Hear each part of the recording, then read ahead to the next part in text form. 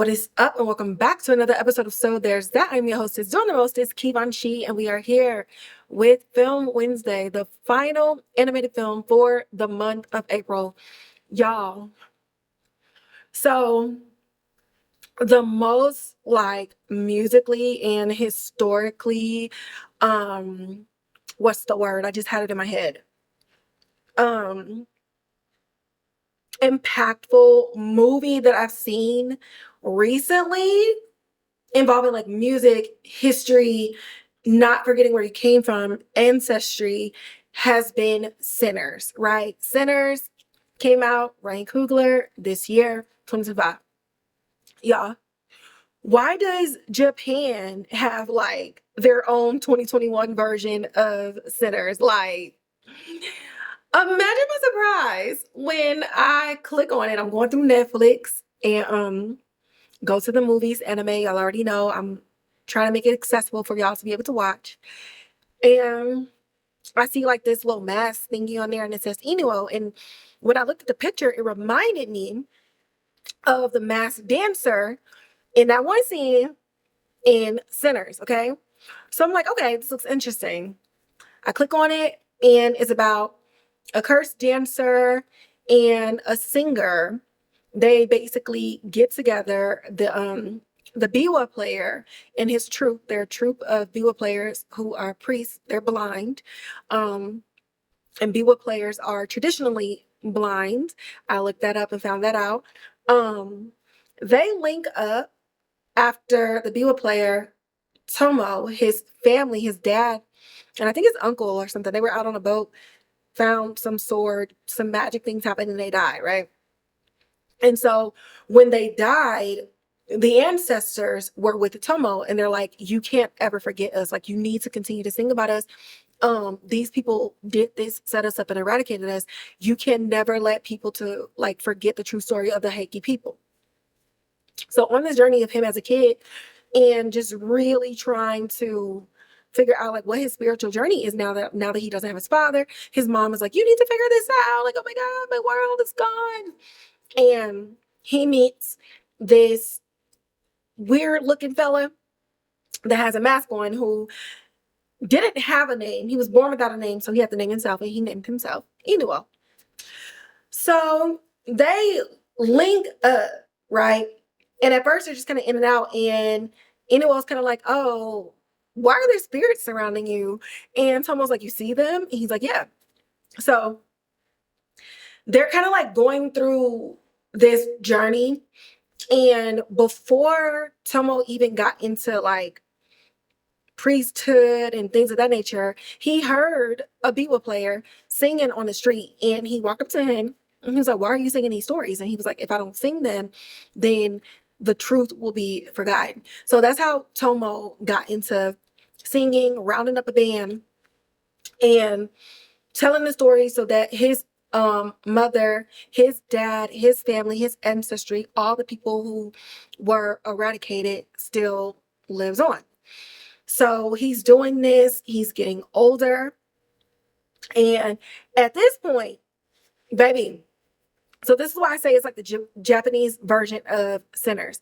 So if you watched Sinner Scene and Sammy is in a juke joint and he's singing and he hits a note, and then all of a sudden you start hearing songs and notes and beats with the same boom, boom, boom, but through decades from before Sammy was born through twerking music, right? Even different cultures. It was very cross-cultural as well. So with Inu-o and Ôtomo, they have a lot of rock influences. At one point in the movie, it kind of becomes one giant concert. And I won't necessarily say musical per se, but there is a giant chunk. It's 40 minutes, 30 minutes, 40 minutes of song. And he has that, well, they both have as a band, all these people listening to the songs, listening to the music, and it's the full story of how the shogunate is crooked, the true story and the true strength of the Heike people.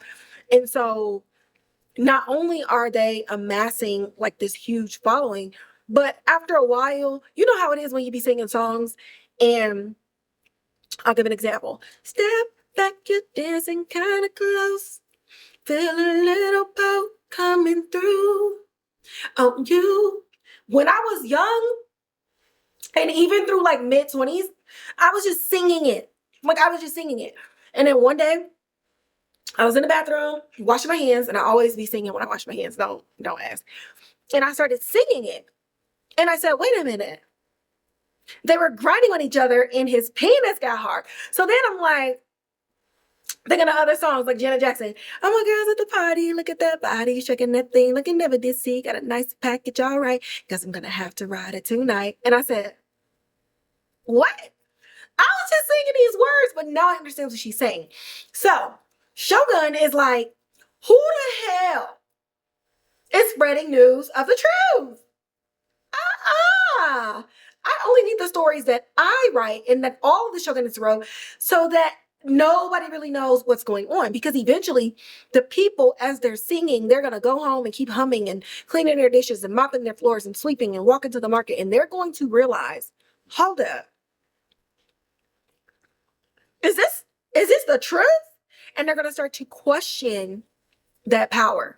So Shogun's like, hey, get Inu-o. Okay. He's going to come perform him. He's going to come perform him because I need to see him like up close and personal.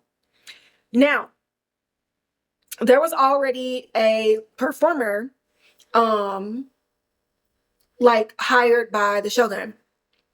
And we come to find out that Inu-o is that performer's dad. Okay. So he's like, why are you bringing him over here? I'm the only one that performs for you. I'm the only one to do this. I'm the one that should be the star. And the Shogun was like, well, he has more people than you. So like, I can get him over here. And also I'm gonna make him take off this mask too, because you're not gonna be out here spreading news of the truth. You finna show yourself before I behead you. Like, it just is what it is. You know, this ain't no thing. So Inu-oh's dad is like, I can't have this. Inu-oh's biggest biggest op. So Inu-oh comes and they're like, okay, he wants you to take off your mask at the end of the performance. Oh, I hate when I put lashes on and then I start doing stuff, and my lashes didn't bother me at all until now, like when I'm starting to do stuff. Anyway, so Inu-oh's like, sure, I'll come as long as I get to bring a biwa player. So he brings Ôtomo in the true. And what's really cool about the music in this, like, you hear Southern blues, you hear folk, you hear traditional Japanese, you hear, at one point, I had to look because I swear to God, I'm like, this is a whole segment of like Bohemian Rhapsody.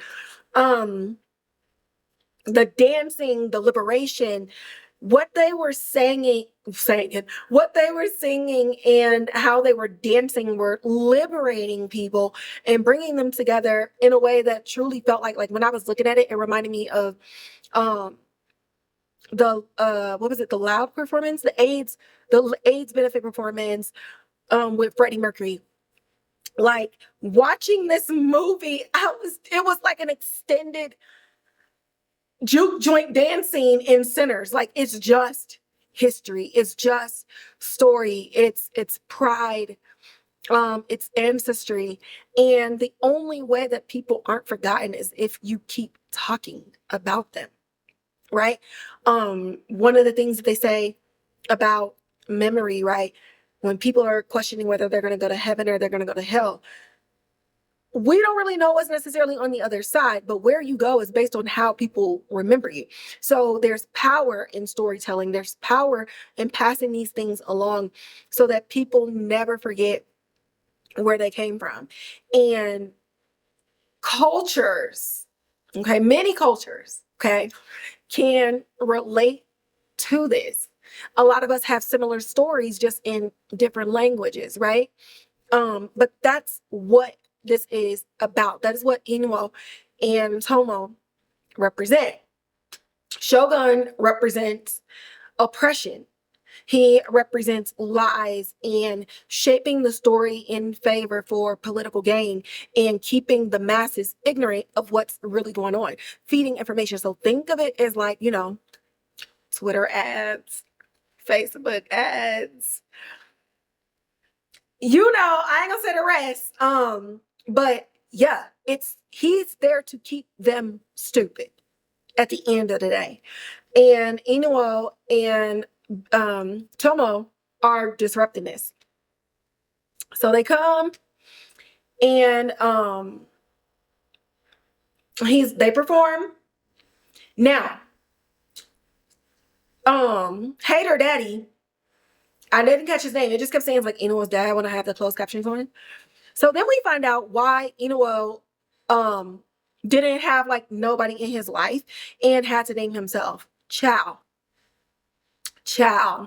Be your own parents, bro. This man wanted to be so famous. This dark figure, this dark force, this dark spirit was like, oh, well, what are you gonna do for it?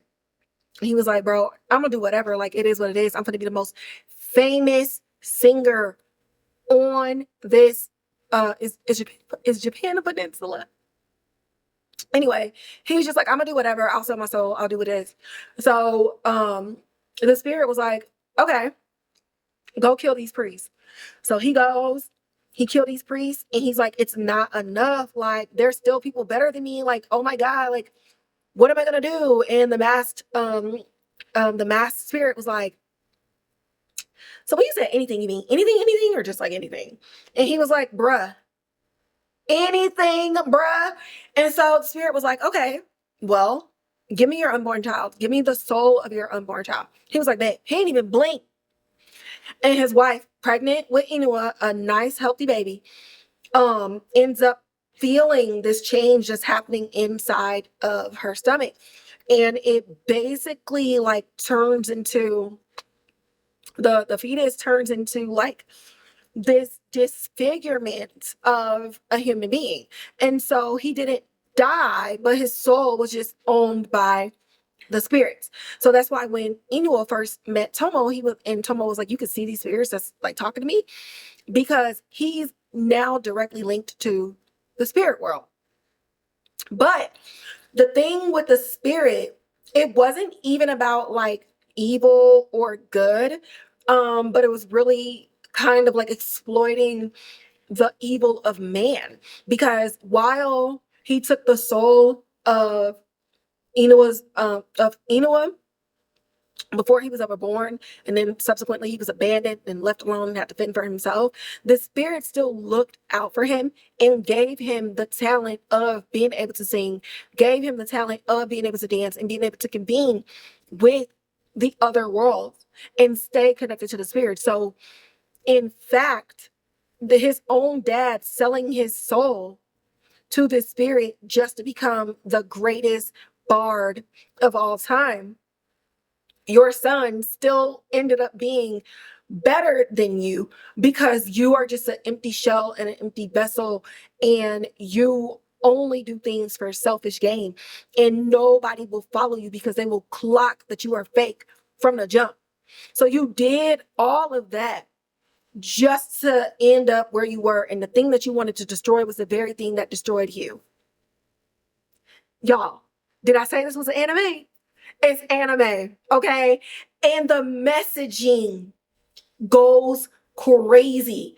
Okay, so he does a performance, and Shogun's like, man, that was so great. But yeah, from here on out, you're gonna sing my lyrics and my lyrics alone, okay? I'm gonna be your ghostwriter. And that troupe, we're disbanding them. Like, it is what it is. And so Inu-oh's like, okay, and if I don't? And he was like, well, you can see Tomo's head roll. So like, what's it gonna be? Okay. What's it gonna be? And Inu-oh was like, I was just playing. These was just jokes. And while that's happening, they go and execute the troupe, and they roll up on Ôtomo, and they're like, you're getting arrested because who the hell told you to be out here writing these songs? And so in this thing, you find out Inu-oh is just the face of this thing. The stories and the truth were coming from Ôtomo, which is why Shogun wanted to keep Inu-oh and use him as a tool to continue to lie to the people. But he had to take the heart of everything. He had to remove the truth from this act in order to have reign over Inu-oh. And Tomo's like, listen, fuck all that. I'm gonna keep singing the truth. And so the other priest is like, just tell him that your name is Tomoichi. He said, hell no, my name is Tomohari. I gave this name. We are here. The Heike people will live on. And again, they're all blind, but he's trying to fight these people off. And they were end up getting ready to kill Ôtomo, but they ended up stabbing the priest instead. So they grabbed Ôtomo, they beat him. I mean, they crushed his legs. My man's is out here looking rough. And in spite of it all, knowing that they were going to execute him because he refused to stop spreading the news and stop spreading the truth, as they were beating him, he was still singing. Oh my God, I'm getting emotional, but I got makeup on. I can't mess it up. He was still singing. And before they behead him, he's saying, you will remember me and you will remember my name. And my name is Tomohari. And they cut his head off. And honestly, it was so sad. They cut to the end of the credits, and Inu-oh continued to perform. But his name and his stories were forgotten because who was there to sing about it? Who was there to say the truth? And as those were going, I was looking it up because I'm like, wait a minute, what do you mean they went on to continue to do X, Y, and Z? So there was a singer in the 14th century in Japan by the name of Inu-oh, but obviously when we're telling a story about how history is lost through the lies of politicians and people who want power, obviously is not a lot. And so to be able to create such a story like this and feel this in this way, in a fictionalized version of the truth, while still getting that message across about how powerful it is to know your name, to be you, and to stay rooted in your ancestry, I couldn't have asked for a better movie to watch at this time. Like, divine timing to watch a movie like this after already seeing Sinners 4 times. Like, this is crazy. And it's similar messaging, and to see like cross-culturally we all still do the same thing. We're fighting for the same thing. We're fighting for our heritage. We're fighting against people trying to tell us to conform to something else, to take our gifts and turn them into something that used against us. It's so beautiful to know that this movie also exists in this other space. And then also, like, visually, there's so many animation elements to this. There's 3D animation, hand painting, as well as some live action elements. So when you're looking at it, soon as it opened up, I was just like, I want to watch this in a movie theater. Like, I'm like, how can I rent out a theater and then y'all just put this on the projector? Because it is so beautiful. It's animated so well. The closest thing I can think that's like current that it kind of reminds me of is oh my God, they just won an Oscar, Flow. Kind of how they go between like POV mode, and so you feel like you're in a video game playing as like the character, versus like seeing everything. The way that some of the shots change it up in there visually as well, it's very, very, very, very beautifully animated. And then something that was just so beautiful at the end, right before going to credits. Again, Sinners is at the forefront of my mind when it comes to this, where Annie is holding her son Elijah, and Elijah Sr., aka Smoke, is sitting there, and she's like, if you put out that smoke, I'm gonna let you hold him. You got people on the other side waiting on you. And so at the end of this movie, 600 years later, Inu-o spirit comes to Ôtomo. He says, there you are. I've been looking for you, but you changed your name. And Ôtomo looks up, and it's an older Ôtomo at the time that he died, and it's the face of Inu-o as we last saw him on screen. And then in that moment with the spirits, Inu-o transforms back to when he first met Ôtomo. And in that recognition, Tomo's whole youth goes all the way back to when they first met. And they just play the biwa and sing and dance for all eternity. So there's that, y'all. Inu-o. Oh my God. I need to get my feelings in check. Oh my God. Like, I'm getting ready to go to a concert. My hair is still wet. It's probably gonna be frizzy later, but what a powerful, powerful, powerful story about identity. I've said it throughout this whole thing. I normally don't give ratings when I do my film reviews, outside of like award seasons where we're like racking and stacking because it's a competition. I normally don't do ratings because if I'm talking about it, I like it. This is absolutely 10 out of 10. Like, oh my God, one of the best stories I have witnessed in the last like 5 years, like big stories that I think that are up there. Blood of Zeus, Sinners, Inu-o, obviously, I like this story. Season 4 storyline of Hector and Castlevania. I don't know, animation, adult animation has really been having such powerful storylines that just connect across the human and animation plane. This is just absolutely absolutely stunning. Arcane. Yeah. Yeah, just a beautiful story. I honestly can't recommend it enough. But yeah, I need to get ready. Head out. I'm going to see Duran Bernard if y'all are interested or curious. And yeah, man, I'm just done. I'm trying to get my feelings in check. But as always, like, share, subscribe, hit that notification bell, leave comments in the comment box below. Okay, talk to me. I'm gonna talk back. You can always share the Spotify and the Apple Podcast link for those who only want to listen. You can find me on Instagram at So There's That Podcast, where I post short form content. I post news and entertainment.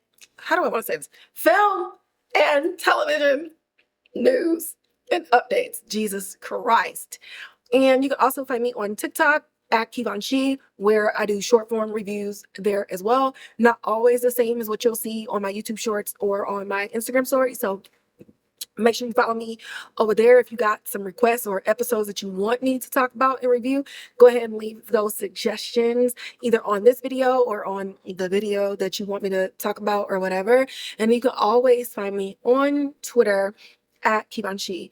And with that, I'm going to catch y'all in the next episode.